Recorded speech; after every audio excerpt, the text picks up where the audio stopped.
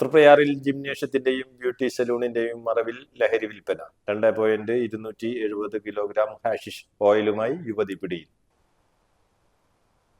തൃപ്രയാറിലെ ജിംനേഷ്യത്തിൽ ജോലി ചെയ്തു വരുന്ന പെരിങ്ങോട്ടുകര താന്യം സ്വദേശി ചെറിയത്ത് വീട്ടിൽ ശ്രീലക്ഷ്മിയാണ് അറസ്റ്റിലായത്. ഇവരിൽ നിന്ന് 2.270 കിലോഗ്രാം ഹാഷിഷ് ഓയിൽ പിടിച്ചെടുത്തു. കൂടാതെ മയക്കുമരുന്ന് വിൽപ്പന നടത്തി അനധികൃതമായി സമ്പാദിച്ച 90,500 രൂപയും ഹാഷിഷ് ഓയിൽ ചില്ലറ വിൽപ്പന നടത്താനായി ഉപയോഗിക്കുന്ന 50 ഒഴിഞ്ഞ ചെറിയ പ്ലാസ്റ്റിക് ബോട്ടിലുകളും പിടിച്ചെടുത്തു.